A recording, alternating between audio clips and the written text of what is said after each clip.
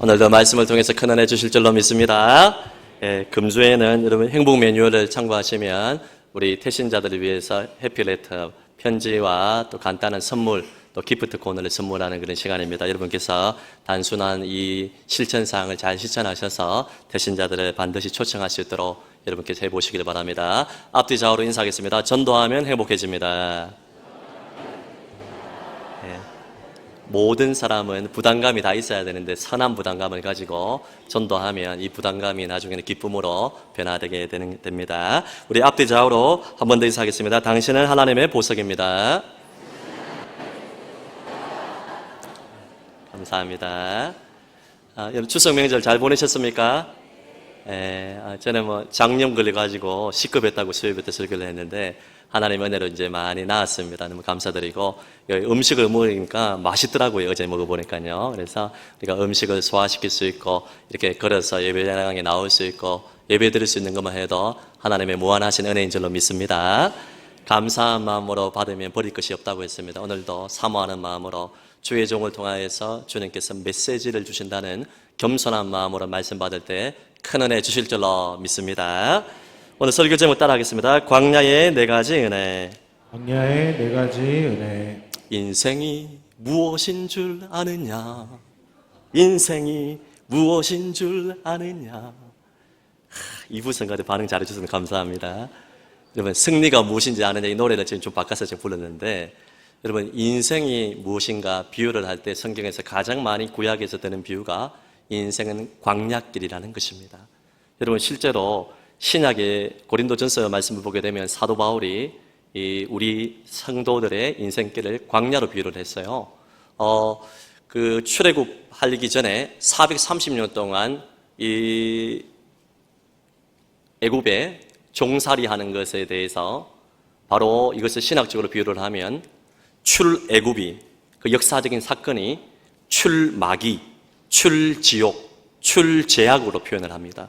그러니까 이 사탄 마귀의 지배를 받고 있었다는 것이죠. 죄의 종로를 하고 있는 애굽의 지배를 받고 있는, 영적으로 보면 마귀의 지배를 받고 있던 사람들을 하나님께서 그 유월절 어린 양의 피로 말미암아 예수님의 보혈로 말미암아 모든 저주를 결박을 다 푸시고 출죄악, 출마귀, 출지옥이 되어서 우리는 구원받은 하나님의 자녀가 되었다. 할렐루야. 그래서 출제약, 출지옥 그 하고 나서 여러분 유월절 어린 양의 피가 발린 곳에는 모두가 구원을 받았지만은 애국 사람들은 유월절 어린 양의 피가 없었기 때문에 예수의 피가 없으면 죄사함이 없어요. 하나님의 진노가 쏟아져서 심판을 받게 되었습니다. 유월절 어린 양이 예수님 아니겠습니까? 예수님이 십자가에서 흘린 피와 부활의 능력으로 말미암아 우리 모두는 구원받은 하나님의 자녀가 되었습니다. 할렐루야. 그리고 여러분 유월절 어린 양의 피로 구원받고 나서 홍해를 건넌 사건을 고린도전서 10장 말씀을 보게 되면 세례를 받았다는 것입니다. 홍해에 애굽의 사람들은 다 수장되었죠. 그리고 이스라엘 백성들도 홍해를 건넜지만은 옛사람은 죽었습니다. 애굽에서의 노예 생활의 그 관습들, 우상 숭배의 모든 것들은 다 죽었고 새 사람으로 태어나는 세례의 사건을 홍해를 건넌 사건으로 이야기를 합니다. 그리고 나서 천국을 상징하는 가나안 땅으로 바로 직행하는 것이 아니라 40년이나 되는 광야길을 걸어가는데 바로 우리가 구원받고 나서 이 땅에 살아가는 이 인생길을 바로 광야로 비유를 하는 것입니다. 그래서 구약 성경에는 광야라는 단어가 무려 270번 나와요. 신약에도 35번 정도가 나오게 되어 있습니다. 인생은 광야길이라는 것이죠. 자, 광야라는 것은 미드바른데 한번 PPT 띄워주시겠습니까? 히브리어로 미드바른데 이것은 바로 거친 땅이요 빈들 사막 불모지입니다. 광야의 그림 중에 하나를 이스라엘 그림 중에 하나를 가져왔는데 그야말로 거친 땅이고 빈들이고 불모지가 아니겠습니까? 광야는 끝이 보이지 않는 막막한 곳입니다. 여러분이 성지순례를 가셔서 이스라엘과 요르단에 가게 되면 여러분 앞에 가면 광야 앞에 서게 되면 숨이 탁 막히게 됩니다. 유대 광야 같은 곳에 가면 산 같은 것이 있기는 한데 나무 한 그루도 없어요. 열매도 없어요. 음식도 없습니다. 모래 언덕만 있습니다. 광야의 특징은 아무것도 없다는 것입니다. 이스라엘 백성들이 광야에서 불평할 때 뭐라고 이야기합니까? 이 광야에 먹을 것이 하나도 없고 포도나무도 없고 무화과도 없고 석류도 없고 이것도 없고 저것도 없고 물도 없고 음식도 없고 이런 곳에 우리를 데려와가지고 죽게 만들었느냐고 영적인 지도자들은 모세를 공격을 하고 여러분, 하나님은 원망하지 않았습니까? 다 맞는 말입니다, 여러분. 포도 없습니다. 석류 없어요. 물도 없어요. 아무것도 없습니다. 막막한 곳입니다. 그들이 했던 말이 틀린 말이 아닙니다. 여러분, 광야에는 먹을 것이 없을 뿐만 아니라 위험한 곳입니다. 뱀과 정갈이 있습니다. 물리면 죽습니다, 여러분. 즉사하는 경우들이 많이 있어요. 아주 위험한 것이에요. 무엇보다 여러분은 이 사막은 불확실한 곳입니다. 앞이 보이지 않습니다. 맨날 며칠을 갈지 모릅니다. 그곳에서 죽임을 당하고 죽는 사람들이 많이 있어요. 우리 인생이 그렇지 않습니까? 우리 인생 살아가는데 지금도 여러분 이 자리에 앉아 있지만 얼마나 메마르고 황폐하고 마지못해서 여러분 이 자리에 앉아 있는 분 계시지 않겠습니까, 여러분? 너무나 인생살이가 광야길과 같이 메마르고 불확실하고 모호하고 또 추위와 더위가 교차하는 것 같은 변덕스러운 인생을 살아가면서 목마름과 허기를 느껴서 갈등 가운데 나온 분도 많이 계실 것입니다. 여러분, 이 광야는 우리가 봤을 때는 앞이 보이지 않고 전혀 필요가 없는 것 같은데 왜 하나님이 광야와 사막을 만드셨습니까? 무려 육지의 10분의 1 이상이 사막이고 광야입니다. 필요하기 때문에 광야를 만든 것입니다. 여러분, 광야는 뭐든지 없고 이것도 없고 저것도 없고 불확실하고 없고의 투성인데 있는 것이 있습니다. 그곳에는 하나님의 은혜가 있습니다. 하나님의 능력이 있습니다. 하나님의 임재가 있습니다. 여러분의 삶이 광야처럼 되었습니까? 재정이 어려워졌습니까? 부부관계에 갈등이 있습니까? 한치 앞이 보이지 않습니까? 모든 것이 부족하게 되었습니까? 광야의 은혜가 기다리고 있습니다. 여러분, 광야에는 어떤 은혜가 있습니까? 첫째로 광야에는 따라하겠습니다. 하나님의 말씀이 들리는 은혜가 있다. 하나님의 말씀이 들리는 은혜가 있다. 여러분, 아무리 환경이 좋고 등 따시고 배불러도 하나님의 음성 못 들으면 그 사람은 여러분 성공하는 인생이 아닙니다. 저주스러운 인생입니다. 아무리 환경이 어렵고 광야길을 간다 할지라도 주님의 음성이 들리기만 한다면 그 사람이 복된 인생입니다. 그 사람이 성공자입니다. 여러분. 모세는 애굽 왕자로 40년 살았죠. 그동안에는 하나님의 음성을 잘 듣지 못했습니다. 살인자로 살았어요. 도망자가 되었습니다. 40년 동안 이드로의 장인의 양을 치면서 무명자로 살았고 그 양을 치면서 광야에서 살았습니다. 어떻게 보면 실패한 인생입니다. 열등감이 있는 인생입니다. 추락한 인생 아니겠습니까? 애굽의 왕자에서 완전히 무명자로 도망자로 이렇게 살게 됐던 그러한 실패한 인생이었습니다. 그러나 양을 치는 그 광야에서 하나님의 메시지를 듣게 되고 음성을 듣게 되고 사명을 부여받게 되었습니다. 출애굽기 3장 4절 말씀 보면 여러분 떨기나무 가운데 주의 음성을 듣게 되는데 볼까요? 시작. 여호와께서 그가 보려고 돌이켜 오는 것을 보신지라 하나님이 떨기나무 가운데서 그를 불러 이르시되 모세야 모세야 하시매 그가 이르되 내가 여기 있나이다. 애굽의 왕자로 40년 동안 사는 동안에도 하나님이 늘 함께 하셨습니다. 하지만 그곳에서는 분명한 하나님의 음성을 잘 듣지 못했는데 도망자로 살면서 무명자로 양을 치는 빈들과 사망에서 모세를 부르시는 모세야 모세야 부르시는 그리고 사명을 주시는 하나님의 메시지를 분명하게 듣게 된 것입니다. 우리 인생 살아가면서 언제 하나님의 음성을 잘 들을 수 있느냐 하면 광야길을 걸어갈 때입니다. 가나안 땅에 젖과 꿀이 흐르는 평탄한 삶 가운데서는 하나님의 메시지를 듣지 못할 때가 많이 있어요. 바쁘고 고단한 삶 가운데 살아가면서 우리가 따로 큐티하는 시간을 내고 1시간 기도 리딩 지서스를 하는 이유가 뭡니까? 광야를 스스로 선택하는 것입니다. 하나님의 음성을 들어야 우리 영혼이 살아나기 때문에 그렇습니다. 나의 음성을 듣고 살아나리라. 할렐루야. 우리가 하나님의 메시지를 들어야 되는 것입니다. 떨기나무는 바로 모세의 자아상이었습니다. 우리 떨기나무 사진이 실제로 이스라엘에 가게 되면 떨기나무가 1m 정도 되는 것도 있고 또 2m 되는 정도도 있는데 떨기나무가 보게 되면 아주 초라한 나무입니다. 나무라 보기보다는 그냥 관목인데요. 저곳에는 열매도 없고 이것도 없고 아무것도 없습니다. 그냥 초라한 모세의 자아상이었습니다. 그런데 이 떨기나무에 불이 붙었는데 불꽃이 사르지 않았습니다. 재가 남지 않습니다. 계속해서 불타오르는 기적 가운데 하나님께서 모세를 불러서 사명을 주는 것을 보게 됩니다. 여러분, 떨기나무와 같고 광야와 같은 외로운 곳에서 황량한 곳에서 광야는 하나님의 음성을 듣는 곳입니다. 여러분, 모세가 나이 80에 하나님의 음성을 들었습니다. 그리고 모세는 이 광야의 시내산에 올라가서 그곳에서 십계명의 2돌판을 받고 여러 율법의 말씀을 받음으로 말미암아 하나님의 말씀을 받게 되었습니다. 이 하나님의 말씀과 십계명도 광야에서 받았다는 사실을 기억해야 됩니다. 모세뿐만 아니라 세례 요한도 여러분 예루살렘 그 거대한 성전에서 하나님의 음성을 들은 것이 아니라 빈들에서, 사막에서 들었어요. 누가복음 3장 1절에서 2절, 좀 길지만 한번 배경을 생각하면서 읽어볼까요? 시작.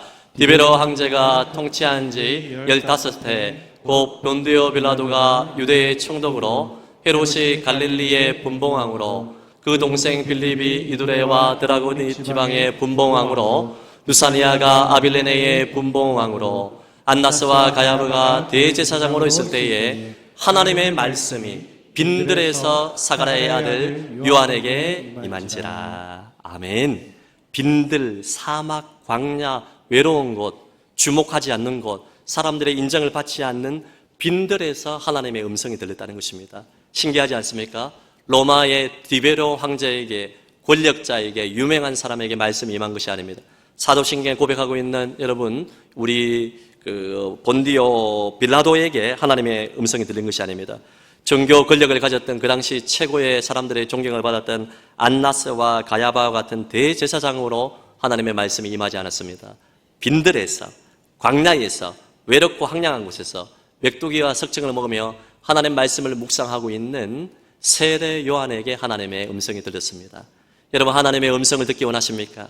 그리고 여러분의 영혼이 살기를 원하십니까? 여러분, 그렇다면 여러분 빈들과 사막, 광야로 가시기를 바랍니다. 자발적으로 광야를 선택하여 하나님의 음성을 듣는 시간을 가진다면 주님께서는 광야에서 메시지를 주실 것입니다. 여러분, 광야는 하나님을 만나는 곳입니다.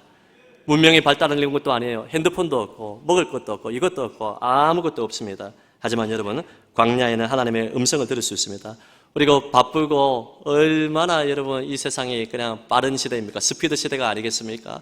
하루하루 24시간이 부족할 정도로 여러분 눈 깜짝할 사이에 며칠이 지나갈 정도로 너무나 할 일이 많고 너무나 직장 생활이 고단하고 너무나 가정 생활을 병행하는 우리 30대 40대들은 자녀를 양육하고 여러분 여러 가지 일들을 하면서 고환율 시대에 고금리 시대에 빚을 갚아가면서 여러 가지 일들을 하면서 얼마나 스트레스가 많이 있습니까?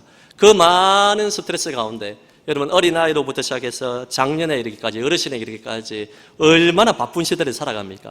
하지만 여러분 아무리 바쁘다 할지라도 제가 강조하듯이 1시간 기도운동과 리딩 지서스를 통하여서 금요 성령 집회를 통하여서 또 여러분이 개인적으로 큐티하는 시간을 통하여서 자발적으로 광야에 가시기를 바랍니다. 하루에 1시간 이상은 자발적으로 광야에 가셔서 시간을 떼어놓고 하나님의 음성을 듣고 여러분의 영혼이 살아날 수 있기를 예수님의 이름으로 축복합니다. 오늘 두 번째로 광야에는 어떤 은혜가 있느냐 따라하겠습니다. 하나님의 보호하심과 인도하심의 은혜가 있다. 하나님의 보호하심과 인도하심의 은혜가 있다. 여러분, 하나님이 왜 이스라엘 백성들을 바로 가나안 땅 보내지 않고 광야로 보내셨느냐? 그것은 딱 한 가지 이유가 있습니다. 2절 3절을 보게 되면 반복해서 너를 낮추시고 또 낮추셔서 하나님의 말씀을 순종하는지 순종하지 않는지 시험을 하는 것입니다. 그리고 너도 알지 못하고 내 조상들도 알지 못하는 만나를 먹인 것은 사람이 떡으로만 사는 것이 아니라 하나님의 말씀으로 산다는 것을 알게 하시기 위해서 하나님의 훈련 장소라는 것입니다.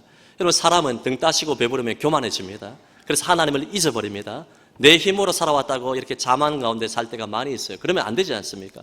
이것을 낮추고 깨어지게 하고 훈련하기 위해서, 그리고 8장 16절 말씀을 보면 우리를 낮추고 훈련시켜서 마침내 우리에게 복 주시기 위해서. 할렐루야. 우리 하나님이 얼마나 좋으신 하나님이에요. 우리를 철저하게 광야에서 낮추시고 난 다음에 마침내 복 주시기 위해서 이렇게 우리를 훈련한다는 것입니다. 그래서 여러분, 예수님도 40일 광야의 시간을 보냈고 세례 요한도 다윗도 무려 10년 동안 광야의 삶을 살지 않았습니까? 성경에 나오는 모든 위대한 인물들은 다 광야의 시간을 보냈습니다. 광야에는 낮추고 깨어지고 훈련하는 그것만 있느냐? 그렇지 않습니다. 오늘 말씀드렸듯이 하나님의 보호하심과 인도하심이 있습니다. 여러분, 하나님이 여러분의 인생을 붙들지 않으면 여러분 이 자리에 앉아있을 사람 한 사람도 없습니다. 하나님이 이 사고 많고 질병 많은 광야와 같은 인생길 가운데 하나님이 보호하시고 인도했기 때문에 이 자리에 우리가 앉아있는 줄로 믿습니다. 여러분, 훈련의 장소에서 하나님이 어떻게 보호하시고 인도했냐 하면 여러분, 이스라엘의 온도는 낮의 온도는 온 50도가 육박을 합니다. 우리가 이번에 여름철에 추석까지 덥지 않았습니까? 여러분, 우리 어르신들이 평생을 70, 80 살아오면서 이번 가을까지 더운 적은 별로 없다 할 정도로 정말 이상기온이 많이 지금 나타나고 있습니다. 정말 말세가 다 된 것 같아요. 기후 이상들이 나타나고 변덕스러운 그런 재앙들이 많이 나타나고 있는데요. 여러분, 우리가 한 30도, 40도만 돼도 더운데 50도가 육박하는 그 광야길을 이틀, 3일만 걸어가게 되면 여러분 죽게 되는 것입니다. 그래서 오아시스나 그늘 밑에 숨지 아니하면 여러분 이 광야길을 걸어갈 수가 없습니다. 이스라엘 백성들이 200만 명이 넘는 사람들이 그 광야길을 걸어가는데 하나님께서 얼마나 기가 막힌 방식으로 그 고온 건조한 뜨거운 햇볕에서 죽을 수밖에 없는 위기 가운데서 건지시냐 하면 바로 낮에는 구름 기둥을 보내셨어요. 사진에 아마 저런 기둥을 보내지 않았을까 제가 사진 하나 가져왔는데요. 아마 추측입니다. 구름 기둥이 쭉 일어나서 다 덮고 있는 것입니다. 그래서 50도가 육박하는 광야길을 걸어갈 때 어려움 없이 자연 에어컨이 나오게 한 거예요. 에어컨 전기세를 하나도 내지 않아도 하나님이 구름 기둥이 되셔서 에어컨이 되신 것입니다. 그리고 저녁에는 이 광야는 일교차가 큰 곳이기 때문에 일교차로 죽는 사람들, 병든 사람이 많습니다. 근데 그 낮의 온도가 갑자기 급격히 하강하여서 너무나 서늘하고 또 차가운 날씨가 되어서 죽을 수 있는 위기 가운데서 하나님께서 불기둥을 보내셔서 따뜻한 히터가 저절로 나오게 한 것입니다. 전기세 하나도 안 내도 됩니다. 하나님이 친히 구름기둥과 불기둥이 되었는데 사도 바울이 고린도전서에서 이 구름기둥과 불기둥을 바로 성령님으로 이야기를 했습니다. 성령님이 여러분의 보호자가 되시는 것입니다. 성령님이 여러분의 인도자가 되시는 것입니다. 성령님이 구름기둥과 불기둥이 되셔서 우리를 인도하기 때문에 우리는 광야길을 걸어가면서 우리가 원망하거나 불평하거나 여러분 자빠지지 아니하고 오히려 성령님을 의지하시고 성령의 인도를 받고 광야길을 잘 버텨야 되는 것입니다. 여러분 잘 버텨야 돼요. 내 힘으로 버티는 것이 아니라 하나님의 보호와 인도로 성령님을 의지함으로 성령님이 여러분의 삶 가운데 구름기둥과 불기둥이 되셔서 여러분을 보호해 주시기를 예수님의 이름으로 축복합니다. 오늘 세 번째로 광야에는 정말 중요한 은혜가 있는데 바로 생수의 은혜가 있습니다. 여러분 광야길에는 물이 없는 곳입니다. 사람이 3일, 4일 물 마시지 아니하면 사람이 죽음의 위기가 찾아옵니다. 우리가 금식을 할 때도 여러분 한 달, 두 달 물도 마시지 아니하는 금식은 한 달 이상 할 수가 없습니다. 사람의 신체가 70% 이상이 물이기 때문에 하나님이 그렇게 만들지 않았습니까? 생수가 없으면 살아갈 수가 없어요. 우리나라도 여러분 물 부족 국가가 아니겠습니까? 죄송합니다. 이 생수 얘기하는 게 좀 마시고 싶네요.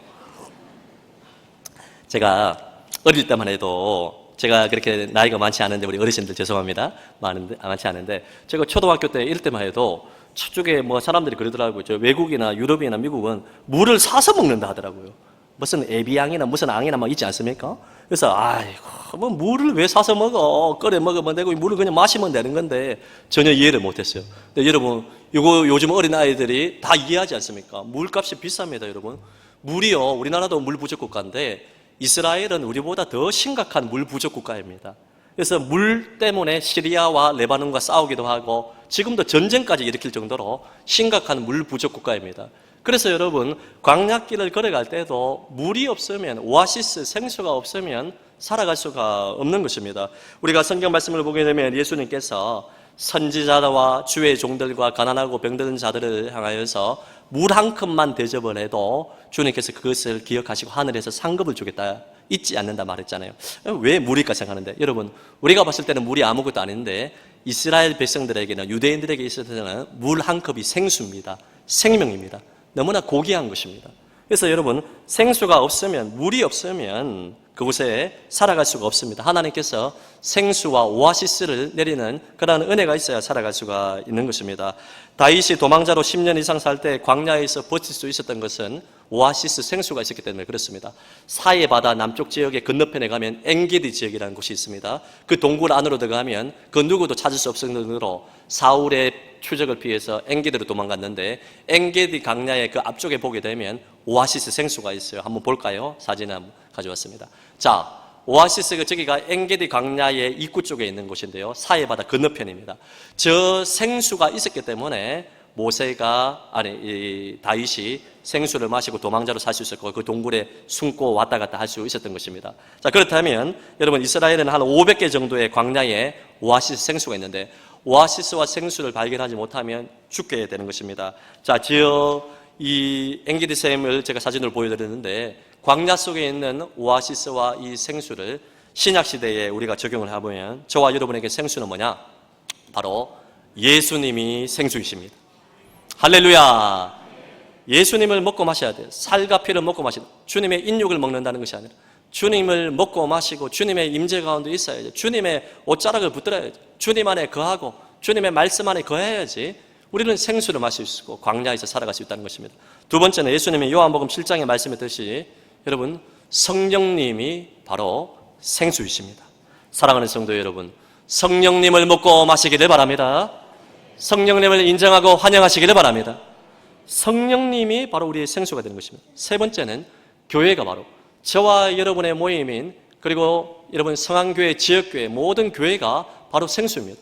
에스겔의 환상을 보게 되면 여러분 샘물이 어디로부터 솟아나냐 하면 성전의 강단으로부터 솟아나오게 되어서 흘러서 여러분 죽은 사해 바다까지 흘러서 모든 죽었던 것들이 살아나고 마른 뼈가 소생되게 되고 모든 이 강단으로부터 쏟아나오는 샘물을 통하여 생수를 통하여서 죽은 자가 살아나고 기적이 나타나고 목마른 자가 해결함을 얻는 그런 환상을 보게 되는데 에스겔의 말씀과 성경 66권의 말씀을 보게 되면 교회를 통하여서 생수의 은혜가 전달되는 것입니다. 우리가 최병남 목사님을 통하여서 마지막 날에 교회의 사랑을 회복하라. 어떤 이유든지 간에 여러분 교회를 하나 되게 하고 교회를 온전하게 만들고 교회를 교회답게 만드는 교회를 사랑하는 자가 주의 은총을 받는 것입니다. 여러분 하나님의 일을 할 때 주의 종과 모든 동력자들이 협력하고 사랑하고 하나 되어서 복음을 위하여서 전력 질주하고 교회를 통해서 강단을 통하여서 성도의 모임을 통하여서 주님이 생수의 은혜를 주시는 것입니다. 할렐루야. 그래서 이 세 가지 생수를 통하여서 이 생수의 은혜가 광야 속에 반드시 있어야 되는 것입니다. 저는 우리 교회의 금요 성령 집회가 생수의 은혜가 임하는 곳이 되기를 간절히 축복합니다. 우리의 월삭기도회가 3세대 예배가 생수의 예배가 되기를 바랍니다. 여러분 우리의 주일 오전 예배와 오후 예배와 다음 세대 예배가 생수가 흘러넘치는 살아나는 역사가 있는 예배가 되기를 예수님 이름으로 축복합니다. 저와 여러분이 헛된 것으로 배부르면 안 됩니다. 요즘 우리 아이들이 보게 되면 밥을 잘 먹지 않는 아이들이 많이 있지 않습니까? 밥을 먹어도 야채를 잘 안 먹고 그냥 고기만 먹고 그냥 돈가스만 먹고, 제가 돈가스 먹고 싶어서 얘기 나온 것 같은데 그냥 뭐 야채 잘 안 먹어요. 그리고 밥을 잘 안 먹으래요. 딱 추적해 보면 다 이유가 있습니다. 여러분 불량식품을 먹기 때문에 그렇습니다. 음료수 먹고 사탕 먹고 카라멜 먹고 이런 거 먹으면요 밥맛이 없습니다. 물맛이 없는 것입니다. 자꾸만 여러분 우리가 목이 마르고 배가 고플 때는요 우리의 주식을 먹고 건강한 것을 먹고 야채도 먹고 고기도 먹고 다양하게 건강한 인스턴트 식품을 웬만하면 피하고 여러분 건강한 것을 먹어야지 우리의 육체도 건강하게 자라나듯이 우리의 영혼도 마찬가지입니다. 우리가 여러분 영적으로도 인스턴트 음식을 먹는다, 불량식품을 먹는다는 것이 뭡니까? 세상 쾌락과 물질과 내 정욕대로 산다는 것입니다. 내가 눈에 보기 좋은 것, 당장 달콤한 것, 당장 눈에 보기 좋은 죄 짓는 것, 세상 쾌락과 물질과 세상에 집착하고 이것을 먹고 마시니까 갈급함이 없는 것입니다. 여러분 목마름을 느끼지 못하는 것이 큰 질병입니다. 우리가 나병 환자들이 문제가 뭡니까? 찔러도 아픔을 모르는 것입니다. 살이 썩어나가고 피가 나고 고름이 남에도 불구하고 여러분 감각이 없는 것입니다. 영적으로 목마름을 느끼지 못하고 생수에 대한 갈망이 없으면 생수를 찾지 않고 예수님을 찾지 않고 성령님을 구하지 아니하고 교회로 나오지 않는 것입니다. 목마름을 느끼지 못하게 만드는 것은 바로 여러분 세상 쾌락과 세상의 것에 집착하기 때문에 그렇습니다. 저는 저와 여러분 모두가 하나님보다 더 사랑하는 세상 쾌락과 세상에 집착하는 모든 것들을 예수 이름으로 다 끊을 수 있기를 예수님 이름으로 축복합니다. 대신 예수님을 구하는 인생, 오직 예수님, 따라할까요? 오직 예수님, 오직 성령님, 오직 교회.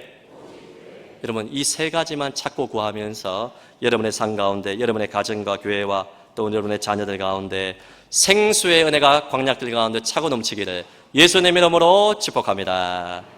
오늘 마지막 네 번째로 광야에는 어떤 은혜가 있냐 하면 따라하겠습니다. 매일 만나가 내리는 은혜가 있다. 매일 만나가 내리는 은혜가 있다. 이스라엘 백성들이 출애굽하고 나서 한 달치 음식을 싸갔는데 한 달치 음식이 딱 끝이 났을 때 이제는 먹고 사는 문제가 막막해서 모세를 향해서 원망을 하고 불평을 합니다.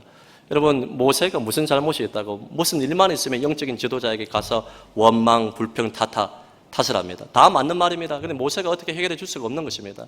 하나님께서 모세를 통하여서 뭐라고 메시지를 주었냐 하면 만나를 주었습니다. 이것이 무엇이냐?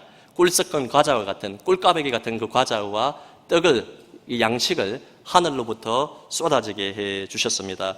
여러분, 우리가 인생이 살기 힘들 때, 하나님의 공급하심을 느끼지 못할 때 원망, 불평 절대로 안 됩니다. 아무리 광야에서 맞는 말이라 할지라도, 아무리 그것이 내게 옳지 않다 할지라도 우리 성도의 입에서는 원망, 불평, 남탓 절대로 해서는 안 돼요. 가정과 교회 안에서도 마찬가지입니다. 주님께서 만나를 예비하고 있음에도 불구하고 이것을 참지 못하고 인내하지 못하고 내 뜻대로, 내 감정대로, 내 욕구대로 만나를 주지 않는다고, 고기를 주지 않는다고 원망, 불평하는 것, 하나님이 그거 다 듣고 계신다고 했습니다. 여러분, 가정과 교회 안에서 내 뜻대로, 내 감정대로, 내 욕구대로 되지 않는다고 해서 원망하고 불평하는 삶을 살았다면 오늘부터 돌이켜서 하나님의 공급하심을 믿고 만나를 내리시는 하나님을 신뢰하고 인내함으로 감사할 수 있는 성도들이 되시기를 예수님 이름으로 축복합니다. 이것이 복 받는 비결입니다. 여러분, 복이 다른 것이 아닙니다. 하나님 말씀 순종하는 것이 복입니다. 하나님 말씀 지키는지 안 지키는지 하나님이 테스트를 하고 시험하고 있는데 이 테스트에 합격하지 못해 조금만 어려우면, 조금만 내 뜻대로 되지 않으면 감정을 드러내고 여러분 원망 불평하는 것, 이것이 바로 이스라엘의 모습이고 저와 여러분의 모습이 아니겠습니까? 교회 안에서도 마찬가지, 가정에서도 마찬가지. 내 뜻대로, 내 스케줄대로, 내 계획대로, 내 마음대로 되지 않는다고 해서 여러분 원망하고 불평하고 그것에 대해서 여러분 계속해서 말을 한다면 하나님이 그것을 기뻐하지 않습니다. 여러분, 오늘 신기한 게 뭐냐면 8장 3절 마지막 읽고 이제 말씀을 마무리하겠는데요. 신명기 8장 3절 말씀, 한번 그 이후의 말씀 중심으로 한번 읽어볼까요? 8장 3절 시작. 너를 낮추시며 너를 줄이게 하시며 또 너도 알지 못하며 내 조상들도 알지 못하던 만나를 내게 먹이신 것은 사람이 떡으로만 사는 것이 아니요 여호와의 입에서 나오는 모든 말씀으로 사는 줄을 내가 알게 하려 하심이니라. 아멘. 여러분, 사람이 떡으로, 밥으로, 양식으로 사는 거 맞습니다. 하늘에서 내리는 만나 안 먹으면 육신의 고단함 때문에 며칠가 기진맥진하게 쓰러지고 못 살아갑니다.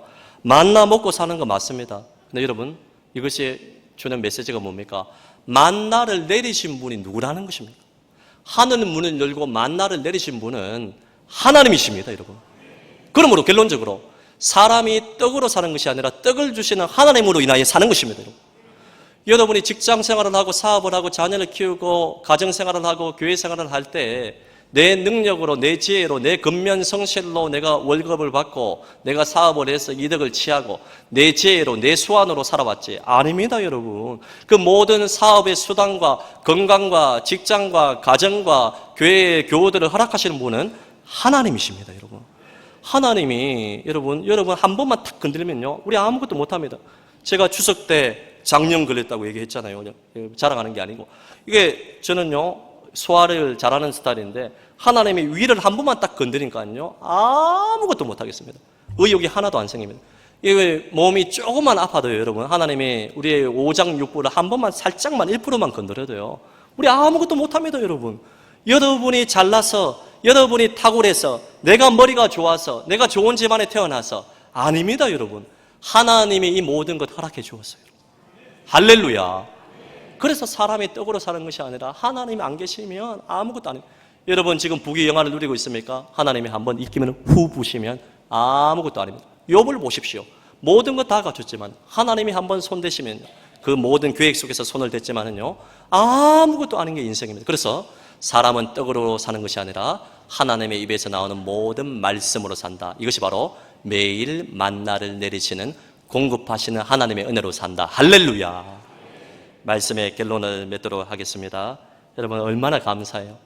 우리를 낮추시고 훈련시키고 오늘 징계하시고 우리를 낮추시는데 이 의복이 하나도 흩어지지 아니하고 헤어지지 아니하고 하나님이 다 광야에서 죽을 수밖에 없는 것을 보호하시고 인도하시고 생수 주시고 만나 주시고 하나님이 베풀어 주시는 은혜가 얼마나 큽니까? 무엇보다 하나님의 음성을 들려주지 않습니까? 하나님의 말씀 들으면 살아날 줄로 믿습니다. 여러분 광야에는 아무것도 없으면 여러분 지금 인생 가운데 이 강단에 딱 앉았는데 제가 아까 전에 강단에 여기에 앉아서 기도를 하면서도 여러분 얼굴 딱 쳐다보니까요 제가 뭐 투시의 은사는 없지만 다 한결같이 지금 광야의 인생을 살고 있어요. 지금 여기 가나안 땅에 젖과 꿀이 흐르는 은혜 누리는 사람 지금 별로 없어요. 지금 다 가정마다 지금 추정 60번 해보면 지금 너무 힘들어. 마음이 지치고 고단하고 앞이 보이지 아니하고 이것도 없고 저것도 없고 좋은 남편 좋은 아내도 없고 막 이런 생각을 하면서 우리 집안은 왜 이럴까? 우리 집안은 왜 이래? 언제까지 콩가루가? 이런 생각을 하면서 하나같이 지금 다 광야길입니다. 제가 여러분 쳐다보는 죄송합니다. 이런 거 보면 다 광야길이에요. 이것도 없고 저것도 없고 우리 집은 왜 이래? 한숨 쉬면서 예배당 오신 분 지금 전부 다가 그렇습니다. 여러분 광야에 있는 것이 있습니다. 하나님의 은혜가 있습니다. 하나님의 음성을 들으십시오. 매일 만나를 주시는 하나님의 얼굴을 바라보십시오. 불기둥과 구름기둥으로 우리를 보호하시는 성령님을 의지하십시오. 생수의 근원 되신 예수님을 붙잡으십시오. 성령님을 사모하십시오. 교회를 통해서 주시는 생수의 은혜를 먹고 마시기를 바랍니다. 광야의 4가지 은혜가 우리 교우들의 삶에 차고 넘치기를 예수님의 이름으로 축복합니다. 들은 말씀 기억하며 찬양할까요? 오 놀라운 구세주 예수 내 주 찬양하겠습니다.